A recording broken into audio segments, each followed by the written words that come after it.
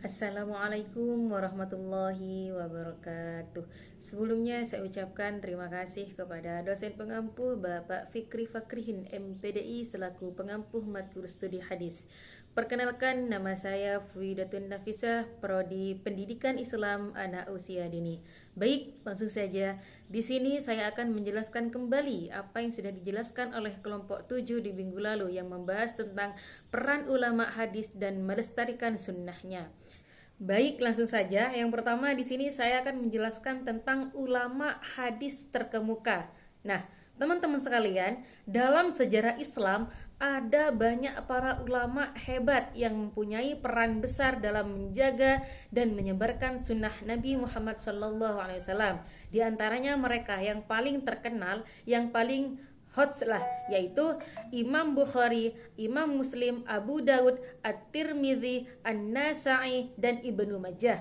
Nah, yang pertama Imam Bukhari. Nah, Imam Bukhari di sini yaitu adalah tokoh yang paling top dalam dunia hadis. Intinya tokoh yang paling hits lah dalam dunia hadis. Nah, kitab beliau Sahih Bukhari itu dianggap sebagai kitab yang sahih setelah Al-Quran. Nah, ini juga gak main-main karena beliau itu menghafal ratusan ribu hadis dan beliau itu hanya memilih sekitar 7.000 hadis saja yang sudah benar-benar terjamin keasliannya. Itu pun setelah diseleksi ketat oleh beliau.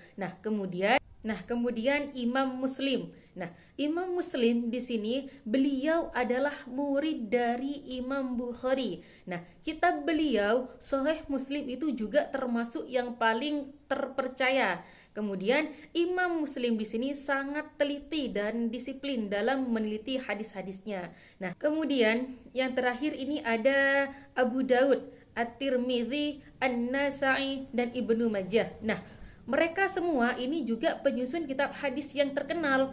Kitab-kitab mereka semua itu dikenal sebagai Kutubus Sittah, yakni 6 kitab hadis utama. Jadi tanpa mereka mungkin kita sekarang ini kesulitan tahu mana ucapan Nabi yang benar dan mana yang bukan. Kemudian yang kedua yakni bagaimana ulama hadis memastikan keaslian hadisnya. Nah, sekarang kita itu sudah masuk ke pertanyaan yang paling penting, yaitu bagaimana cara ulama hadis tahu bahwa suatu hadis itu asli. Nah, jadi ulama hadis di sini mempunyai metode ilmiah yang sangat ketat. Jadi bahkan lebih ketat dari cara ilmuwan zaman sekarang ini. Jadi metode yang dipakai oleh para ulama di sini, yaitu yang pertama meneliti sanadnya, yakni rantai perawinya. Jadi mereka itu telusuri siapa saja yang menyampaikan hadis itu dari Nabi sampai ke mereka. Kalau ada suatu orang perawi yang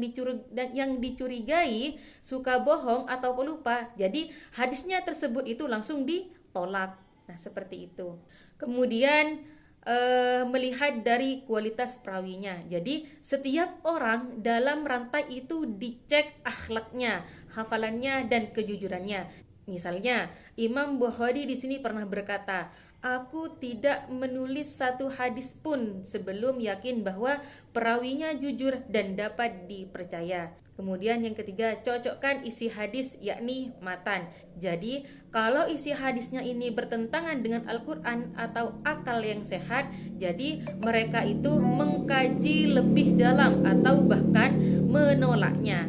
Kemudian yang keempat yakni melakukan perjalanan jauh demi satu hadis saja. Jadi para ulama di sini rela jalan kaki ratusan kilometer hanya untuk mengecek kebenaran satu hadis. Jadi mereka itu, para ulama itu rela capek-capek demi menjaga kebenaran agama Islam. Kemudian yang ketiga, pentingnya memahami hadis yang benar dalam menjaga Islam ke anak-anak. Nah, jadi ini sangat penting, apalagi kita sebagai orang tua, apalagi kita sebagai guru atau calon pendidik. Nah, kita itu nggak boleh asal ngasih contoh atau cerita kepada anak-anak, apalagi soal agama. Kenapa?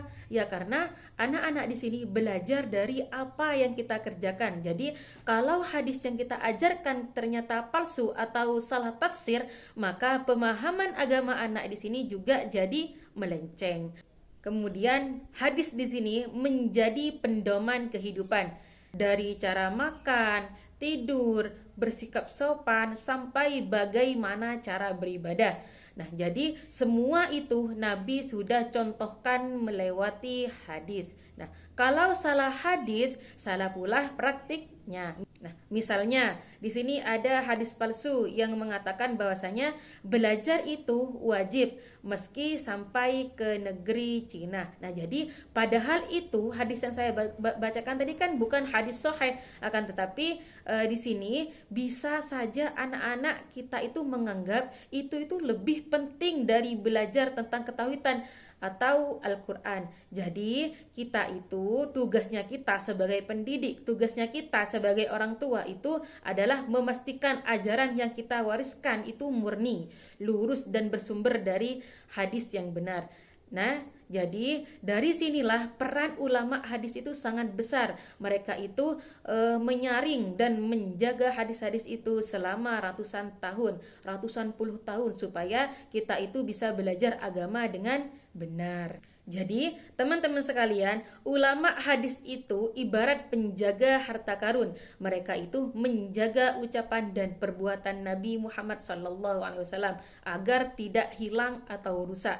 Nah, jadi mereka para ulama di sini teliti banget dan jujur dan sabar dan dalam menelusuri ribuan hadis. Nah, jadi tugas kita sekarang ini adalah melanjutkan perjuangan mereka, melanjutkan perjuangan para ulama, terutama dalam mengajarkan sunnah yang benar kepada anak-anak dan generasi muda sekarang ini. Karena kalau bukan kita, siapa lagi? Nah, seperti itu. Sekian dari saya, akhiran. Assalamualaikum warahmatullahi wabarakatuh.